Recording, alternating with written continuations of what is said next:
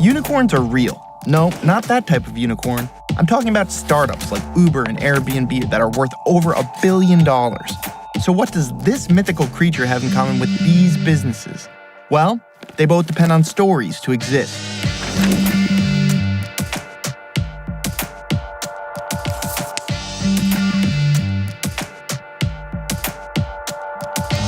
As of February 2017, there were 185 unicorns, mostly in the tech industry, with a collective valuation of $664 billion.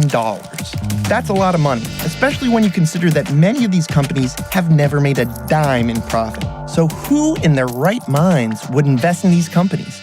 Venture capitalists. Normally, when people invest, they worry about losing money and they don't like risk. In venture capital, you dream with the entrepreneur and you imagine what you could make, and you don't worry as much about the risk. Venture capitalists are willing to place these risky bets for one simple reason: potential.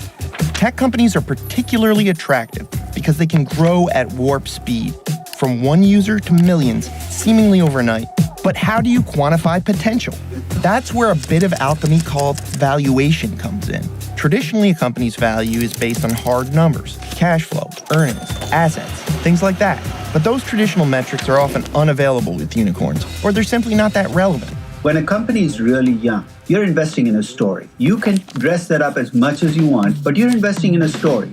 Many times, it's not even necessary for investors to truly believe the story that the company is telling. They're just fearful of missing out on a big investment. There is a real concern that this sort of FOMO, kind of fear of missing out, drives investor decisions. When you see the kinds of valuations attached to these stocks, it can be very attractive to you to say, hey, I want to get in on the action. There's a kind of cognitive effect where they tend to ignore any risks or concerns or red flags.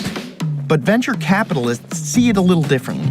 It's not that they're unaware of the risks, they're just willing to take them given the scale of the rewards. This is like buying a lottery ticket, right? In a sense, that's what you're getting with these young tech companies, is the capacity to take a small amount of money and make it a large amount of money over a very short period. And that's every investor's dream.